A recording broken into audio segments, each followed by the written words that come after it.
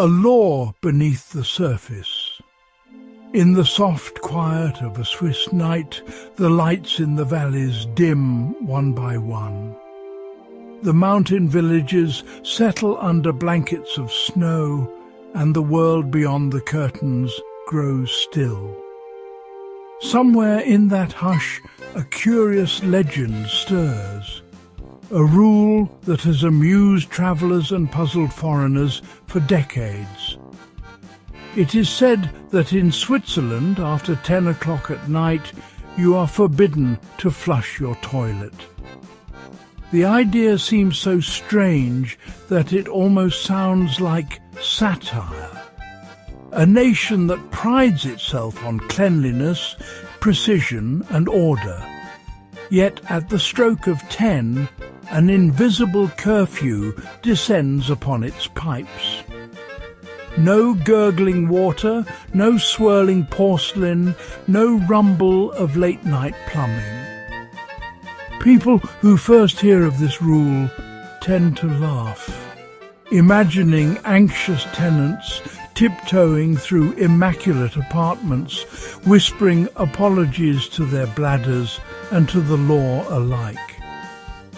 But behind the humour lies something deeper, a reflection of how profoundly the Swiss have woven quiet, respect and coexistence into the fabric of daily life.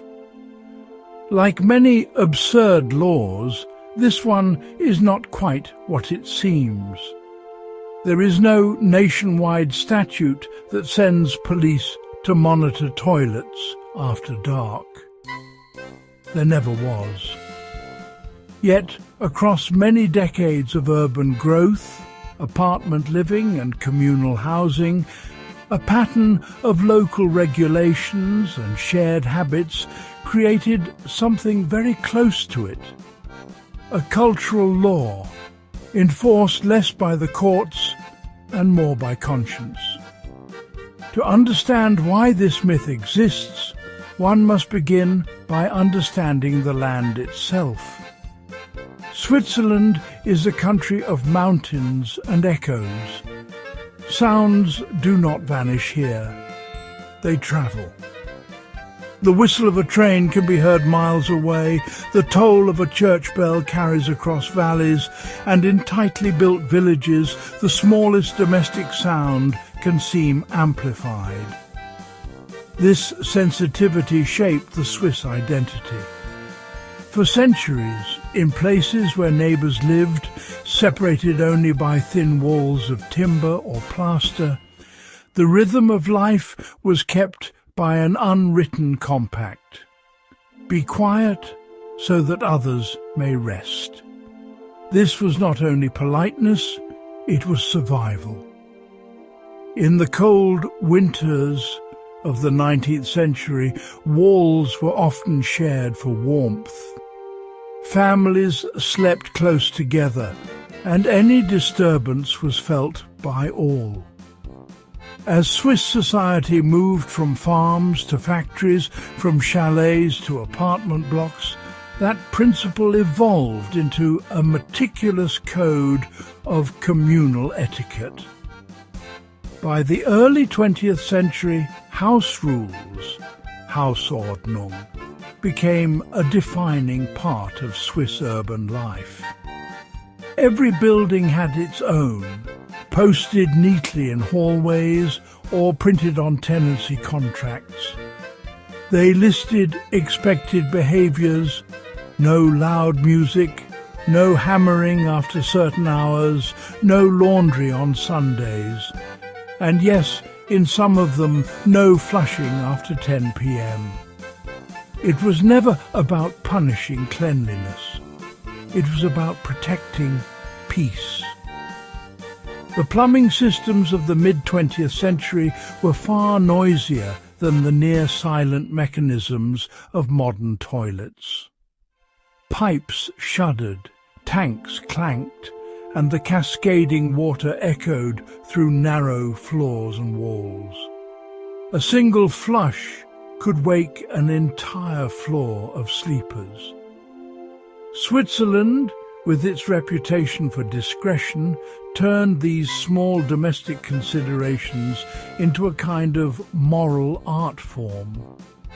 The soundscape of night became sacred, and so, over time, the myth of the toilet law was born, part truth, part misunderstanding, and entirely Swiss.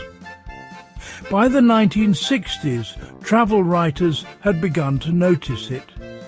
Foreign students returning from exchange programs would mention the rule in letters home.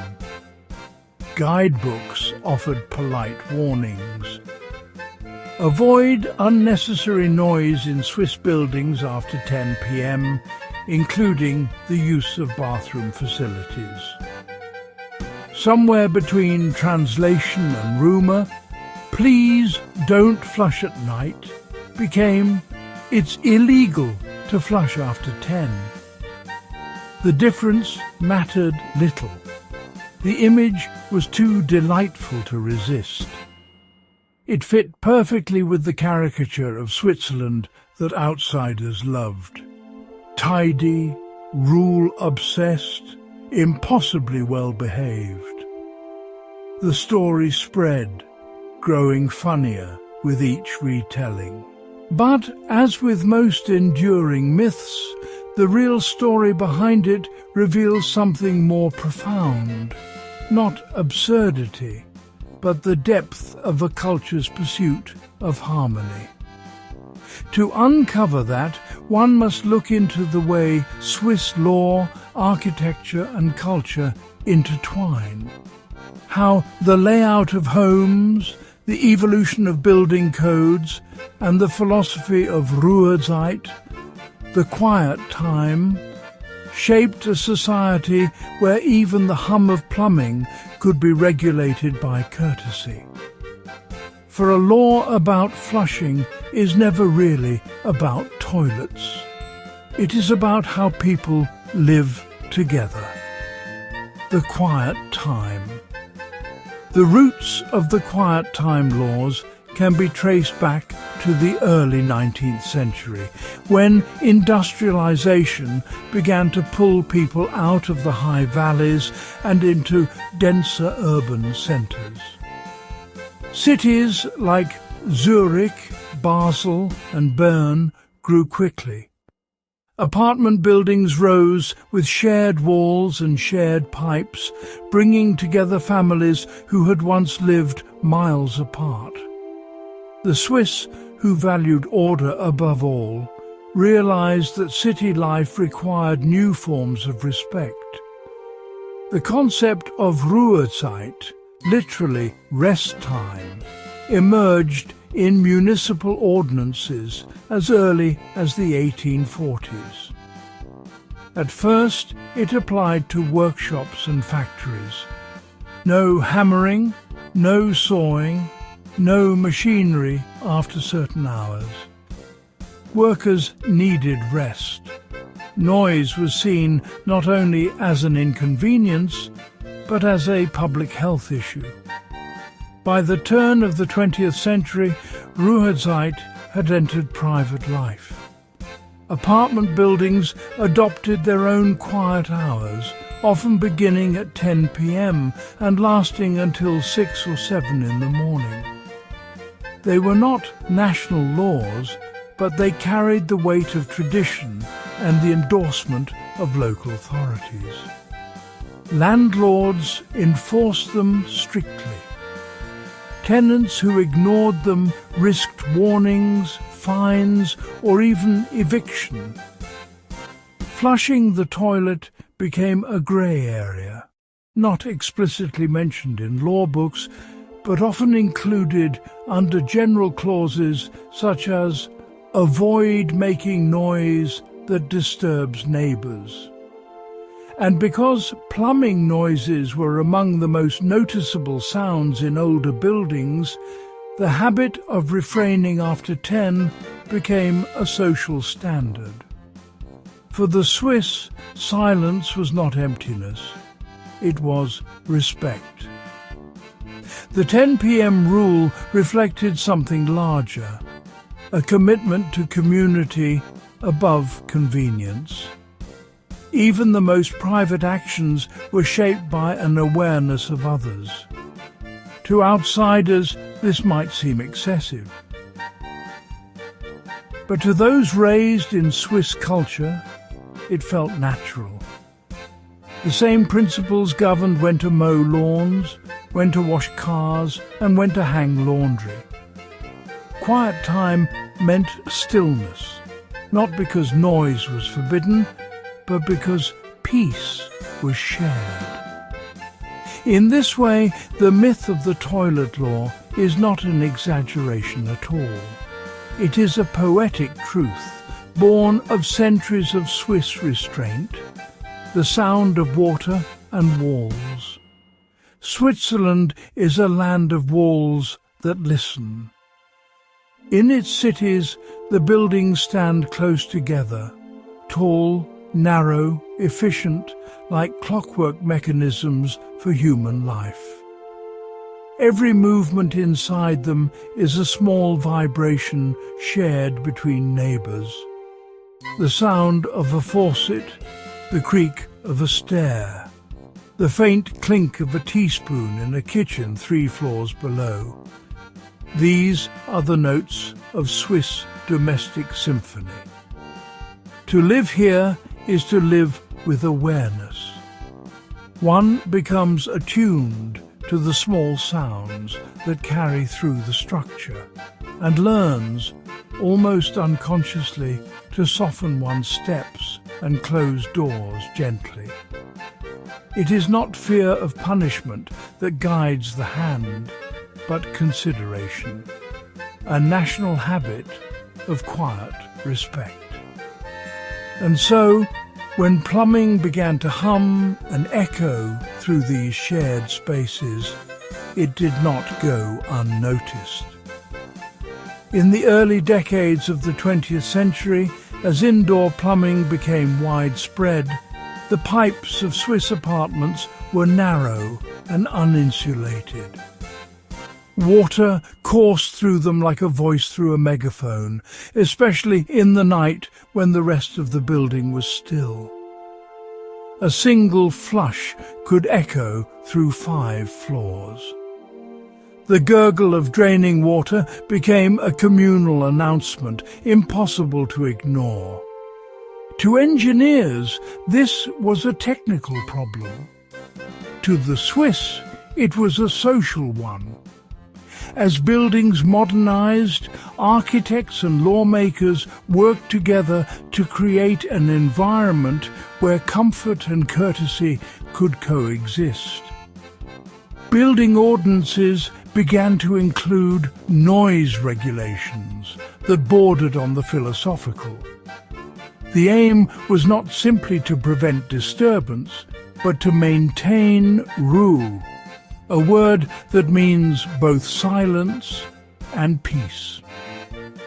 During the 1950s and 1960s, new construction methods began to appear. Sound insulation became a national obsession. Builders experimented with thicker walls, rubber-lined pipes, and double flooring. Even toilets themselves were redesigned. Tanks fitted with quieter valves, bowls shaped to minimize the splash. These were not luxuries, they were moral architecture. Silence had become a civic virtue. Yet the old apartments remained. In their charming wooden staircases and narrow corridors, echoes still wandered freely. Tenants adapted in their own ways. Some avoided flushing after 10 o'clock, others filled basins to pour quietly. It became a small ritual of respect, passed on like folk wisdom from one tenant to another. After 10, an elderly landlady might whisper kindly to a new resident, "Please wait until morning." Foreigners, of course, found it bewildering. Letters from American and British travellers in the 1960s mention the custom with amusement. We were told not to flush after 10, as it might wake the neighbours. Switzerland truly takes quiet hours seriously. These letters were printed in newspapers, repeated in travel books, and soon the story took on a life of its own. What had begun as a courtesy in old buildings became, at least in the world's imagination, a national decree. Modernization and the persistence of courtesy. By the time Switzerland entered the prosperous decades of the 1970s and 1980s, its plumbing was among the best in Europe. Buildings became quieter.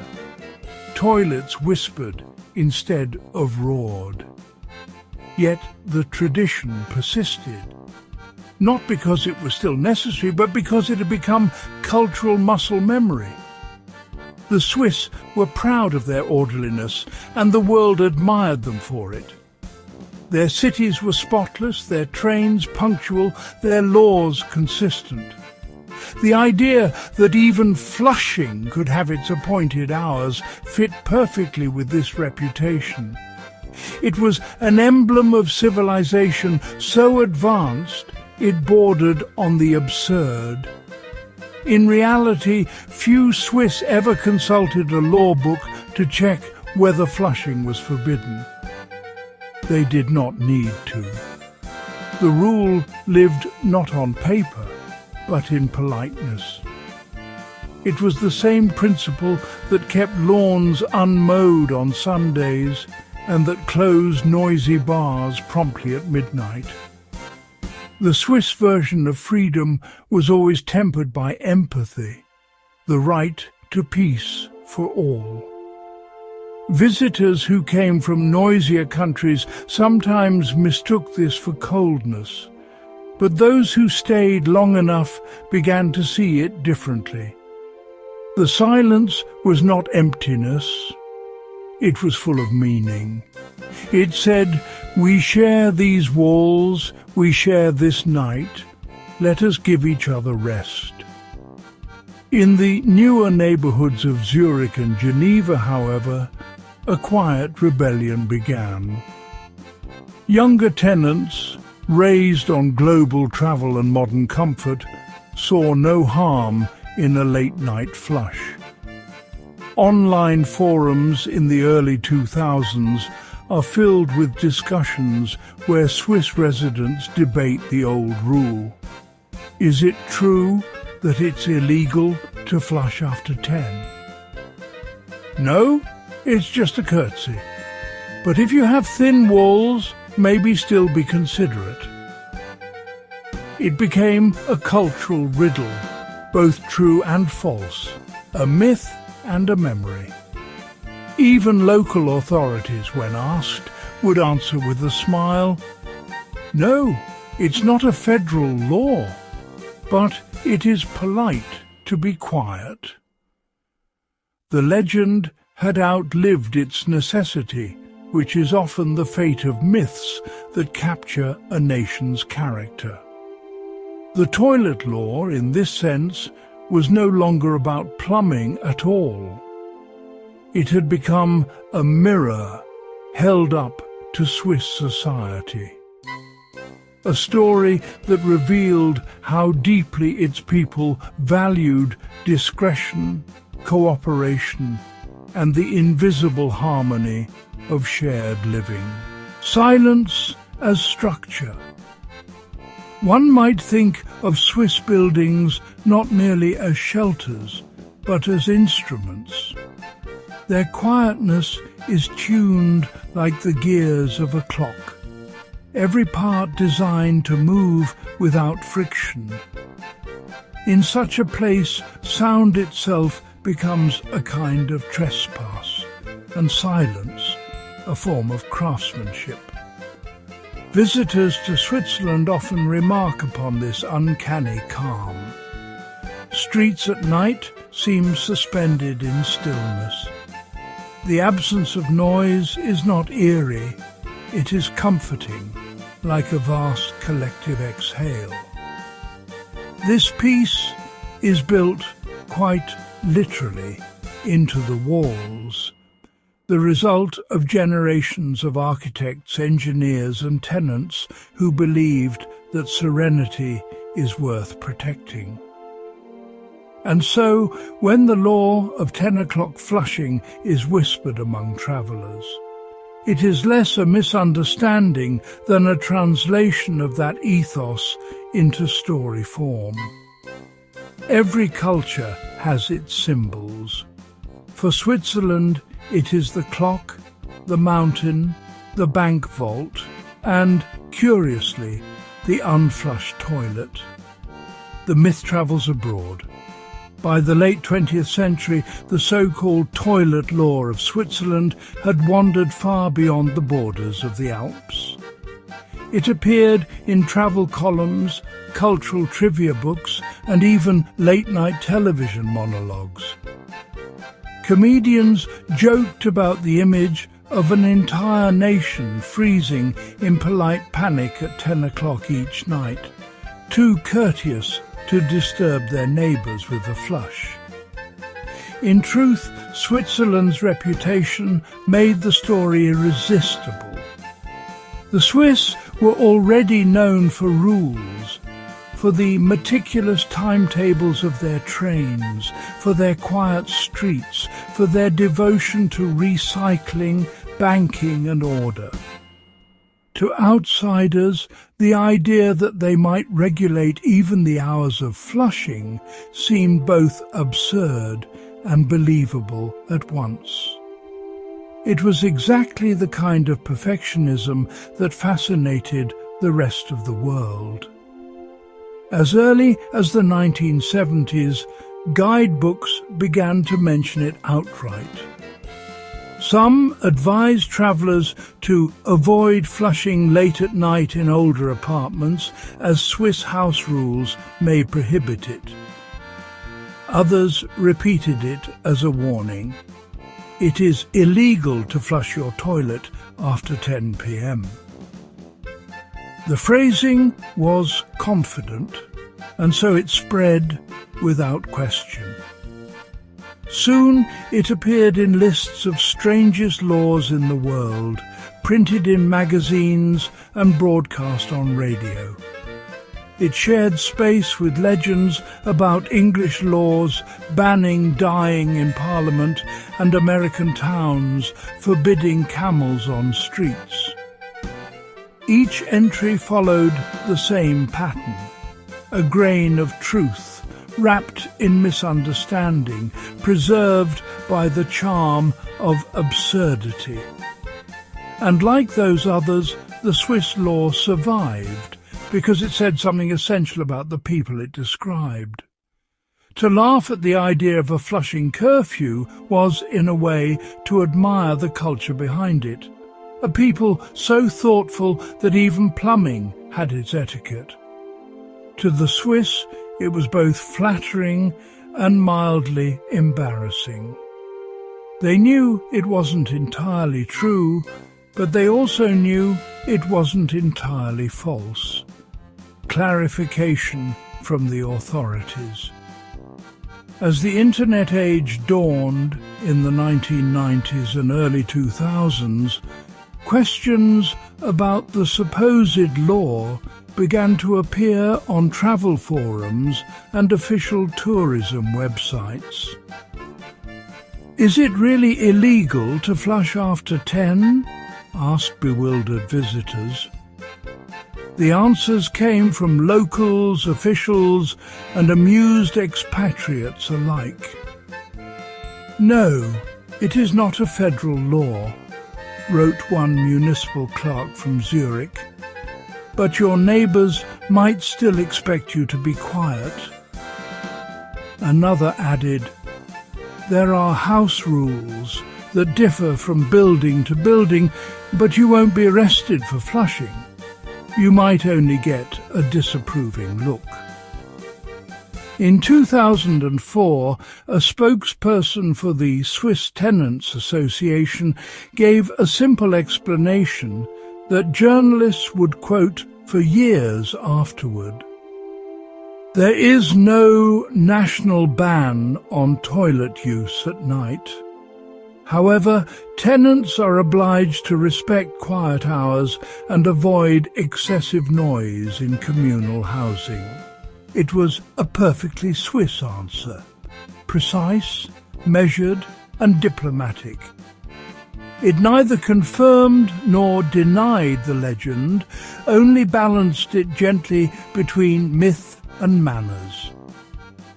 For every clarification, though, a dozen new retellings appeared.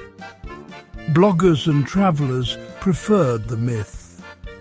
It made for better stories, and it encapsulated something everyone sensed to be true, that Switzerland functioned on a level of politeness few nations could match. In the end, the law did not need to exist in writing. It lived comfortably as an idea. The Swiss, meticulous as ever, tolerated the misunderstanding without resentment. If the world wanted to imagine them as guardians of nocturnal silence, so be it. There were worse reputations to have. Precision and privacy. The persistence of the flushing myth also revealed something deeper, not just about Switzerland's culture of quiet, but about its relationship with privacy. For the Swiss, home life has always been a private domain, shielded from both curiosity and interference. The walls may be close, but behind them, respect for personal space is absolute. That same instinct governs the country's famous discretion in banking, diplomacy, and daily behaviour. To avoid being heard or seen unnecessarily is not shyness, it is courtesy. The late-night toilet flush, therefore, becomes a symbol, not of repression, but of restraint, a voluntary decision to keep one's private rhythms from intruding on another's. Foreign observers sometimes misread this as rigidity. Yet to the Swiss it is freedom, the freedom to rest undisturbed, to live in harmony, to trust that the night belongs equally to everyone. And perhaps this is why the myth endures. It expresses in a single absurd image the entire psychology of Swiss order, the harmony of precision, the dignity of discretion, the moral weight of quiet. It tells a truth that the law books do not, that peace in Switzerland is not enforced from above, but practiced from within. The law that was never written. By the early 21st century, reporters occasionally sought to trace the origin of the myth. None could find a specific statute, decree or ordinance that explicitly forbade flushing after 10 p.m. The closest examples were building codes that mentioned quiet hours or tenancy contracts that warned against disturbing nocturnal rest. Yet that absence of legal text only deepened the fascination. The law's power came not from the government, but from repetition, from the millions of stories told by travellers who had lived for a week or a month in a building where the pipes were thin and the neighbours kind but firm. The myth, in other words, became a social law, a rule upheld by collective belief. And perhaps that is why it feels so distinctly Swiss. The people of Switzerland do not need written enforcement for what they already believe to be right. Order, in their view, is self-imposed. It is no wonder that outsiders find it both bewildering and admirable. For where else in the world could a law exist purely because everyone agrees to pretend it does? The joke and the truth. By the middle of the 2010s, the Swiss toilet law had become a fixture of online trivia lists and viral videos. On YouTube, cheerful hosts announced it alongside other famous oddities. In Switzerland, you can't flush after 10 p.m. In Alaska, don't wake a sleeping bear.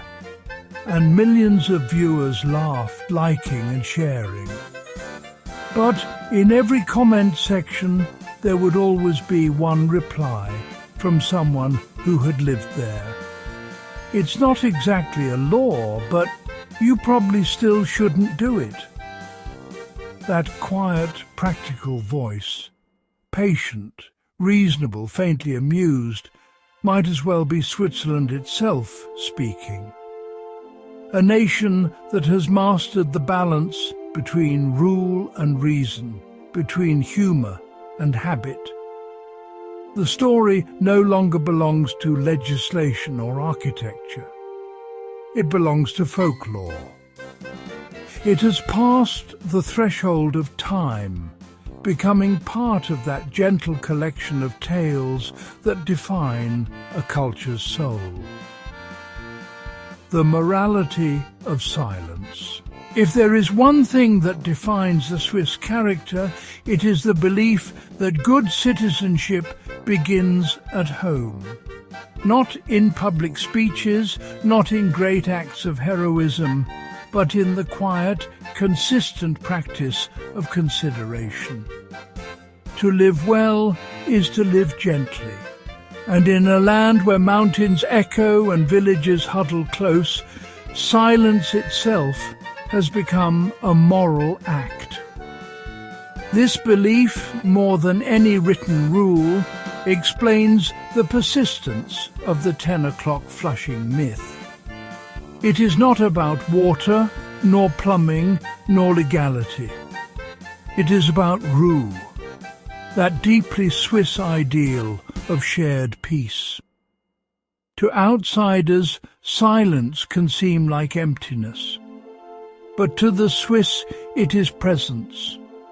It is attention to the world around you, the sound of the wind against a window pane, the distant bells of grazing cows, the slow ticking of a clock in a hallway. Every sound that exists within this framework has meaning. The absence of unnecessary noise becomes an expression of care. In that context, refraining from flushing after 10 is not an inconvenience. It is a gesture, one that says, "I know you are sleeping, I will not disturb you." It is a small surrender of comfort in exchange for harmony. And this, at its core, is what the Swiss understand as social virtue, a society of small agreements. Switzerland is often praised for its democracy, its stability, its precision. But these qualities are sustained by something subtler, the invisible network of small agreements that bind citizens together. No one needs to tell a Swiss driver not to honk unnecessarily or a tenant not to vacuum after midnight. These expectations live quietly in the culture, as much a part of daily life as punctual trains and tidy sidewalks. The Swiss call it Nachbarschaft, the neighbourly spirit. It means acknowledging that your actions, however private, ripple outward. The flush of a toilet, the beat of a stereo, the slam of a door. Each sound is a signal that you share your space with others. The fewer of those signals there are, the smoother the harmony. This unspoken contract is remarkably effective. It keeps cities like Zurich, Bern and Lucerne tranquil even at their busiest. It allows people to live close together without conflict. It replaces law with conscience. And it has given rise to some of the world's most curious misunderstandings. Because, to an outsider, that much quiet can look like a rule book too strict to be real. But inside Switzerland, the stillness feels natural. It is the audible form of trust. It tells every resident, you are safe here. The night belongs to all of us. Architecture of respect. If you were to walk through a Swiss apartment block built in the mid-20th century, you would find evidence of this respect in every detail. The doors close softly on well-oiled hinges. The stairwells are carpeted to muffle footsteps. The pipes are insulated to hush their flow. Every feature is designed not only for comfort, but for consideration. Even the layouts reveal this ethic. Bathrooms are often positioned away from bedrooms or shared walls to minimize disturbance.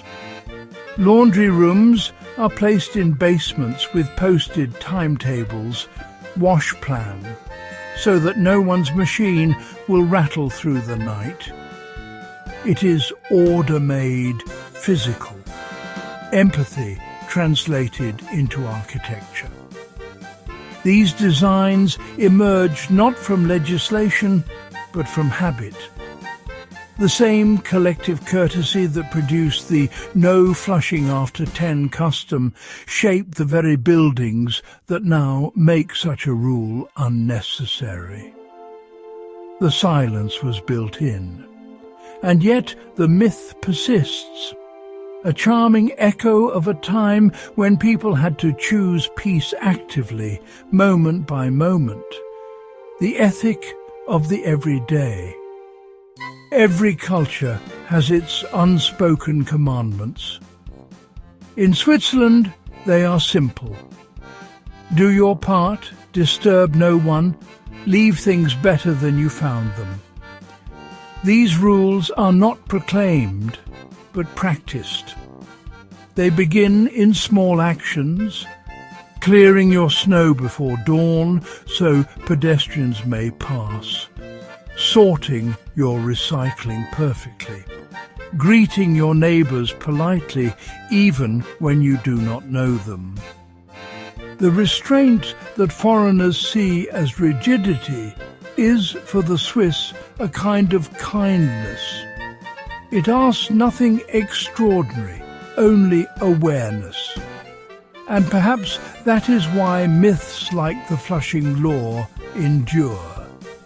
They capture the poetry of such restraint in a single, unforgettable image. To hold back a flush after 10 o'clock is to take part in a long tradition, not of obedience but of empathy. It is a ritual of coexistence. It says, my comfort is not greater than your rest, from absurdity to admiration. Over time, what began as a humorous anecdote has become a point of quiet pride. The Swiss smile when asked about their supposed toilet curfew, but beneath that smile is recognition that there are worse things to be famous for. In a world often too loud, they have become known for silence. In a time of haste, they are remembered for patience. To live in Switzerland is to move through a society tuned to a slower, softer rhythm, where peace is protected not by police, but by people who simply choose to care. The law that never existed endures as proof that a culture's values can be so strong that even outsiders mistake them for legislation. The absurdity, in other words, is the compliment. It tells the Swiss that the world sees in them what they have quietly built for centuries, a civilization of balance, precision, and quiet dignity. The myth becomes a mirror. Every myth that endures does so because it reflects a truth deeper than facts. The Swiss toilet flushing rule, as strange as it sounds, has survived for decades, not because anyone truly believes in it, but because everyone senses something real behind it. It is not, and never was, a law. Yet it reveals a portrait of Switzerland far more clearly than any statute could. It shows a people who prize civility over chaos, who understand that freedom without consideration is only another kind of noise. In the silence of their evenings, there is a lesson that peace is not imposed, but chosen over and over again. The legend stands as a mirror held up to the nation's values. Where another country might celebrate rebellion, Switzerland celebrates restraint. Where others romanticize noise and passion, the Swiss find beauty in order and kindness in quiet. To laugh at the myth is to admire the calm from which it springs. The origins of the whisper. The earliest printed reference to the rule can be traced back to the 1960s, when foreign journalists began to write about Swiss domestic customs. At that time, the country was modernizing rapidly. New apartments, new industries, new neighbours living closer than ever before. Noise complaints were among the first growing pains of urbanization. Local housing boards began to include Ruhezeiten, designated quiet hours, in tenancy contracts. Some landlords, cautious and perhaps overzealous, extended those rules to plumbing use. And just like that, an exaggerated courtesy became a talking point.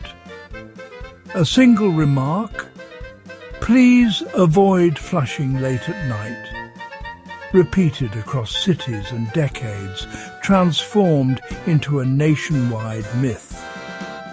It was not law, it was lifestyle. But once printed, it took on a life of its own.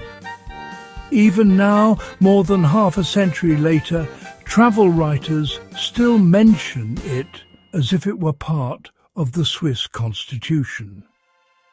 The outsider's fascination. To foreigners, the idea of a country so quiet that even its toilets are scheduled seems both amusing and alien. It fits the stereotype perfectly. Switzerland as a clockwork nation of manners, mountain air, and immaculate order. Yet beneath the humour lies admiration. For in a world that often prizes self-expression over self-control, the Swiss ideal of restraint feels almost revolutionary. To live by the awareness of others, to shape your habits around the comfort of your community, is a radical act of empathy. The story of the Flushing Law spreads not because people mock it, but because they secretly wish such courtesy could exist everywhere. It becomes a symbol of a more civilized way of life, one that seems both impossible and deeply desirable. From house rules to national identity. Today, if you speak to a Swiss resident about the myth, you will likely hear a gentle laugh and a patient explanation. "No," they will say, "you may flush at night if you must. Just quietly, perhaps." This response captures the heart of the matter. The myth persists because it feels true, not legally but culturally. It captures the spirit of thousands of small agreements that make Swiss society run smoothly. Every recycling bin precisely sorted, every train arriving on time, every polite nod between strangers in a corridor. All of these are acts of quiet lawfulness. The people need not be told what to do, they already know what is fair. And so, when the world hears that the Swiss do not flush after 10, it believes it instinctively. It fits the pattern too well to be dismissed. The myth becomes less about plumbing and more about philosophy. It tells of a nation that has learned how to share space without friction, a people who have replaced regulation with respect. The poetry of rules. There is something almost poetic about this misunderstanding. It transforms an everyday action into a metaphor for harmony. A toilet flush becomes a symbol of awareness. Silence becomes a shared language. The absurdity is part of the beauty. Every civilization expresses its values through what it forbids and what it allows. For Switzerland, even imagined prohibitions tell the truth, that the community's comfort outweighs the individual's convenience, that the measure of decency lies in the smallest details.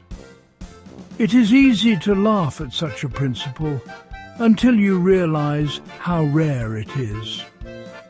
In the modern world, where boundaries blur and noise fills every moment, the idea of a nation defending the sanctity of silence feels almost sacred. The joke becomes reverence, the law that lives without being written. By now, the myth has become a cultural artifact, a story retold by travellers, educators, and YouTube narrators alike. Some present it as a curiosity, others as an allegory.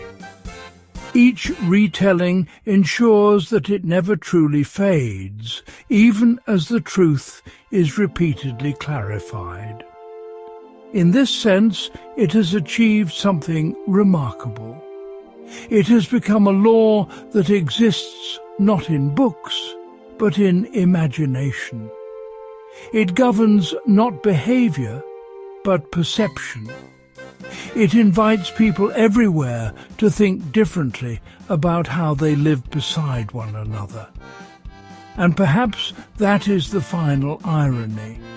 The law that never existed continues to enforce the very virtues it describes. It reminds both Swiss and visitors to move through the world with gentleness, to notice the thin walls and sleeping neighbours, to remember that civilization begins with consideration. The myth may have started as a misunderstanding, but it ends as wisdom. A closing reflection. Imagine for a moment a Swiss village at night. The air is cold and clean. A train glides silently through the valley, its lights glimmering on the snow. Behind the curtained windows, families settle into rest. The houses stand close together, yet all is still. In that stillness lives the essence of the nation. The trust that others will respect the quiet, the belief that courtesy is a kind of love. Whether or not anyone flushes a toilet after 10 is irrelevant. What matters is that they think about it first. That single hesitation, that pause before acting, is civilization itself. It is the line between chaos and kindness, between noise and peace. And so, even as the world laughs at the Swiss toilet law, Switzerland quietly embodies its lesson. That true harmony needs no enforcement. It needs only awareness. The law never written is the one most faithfully followed.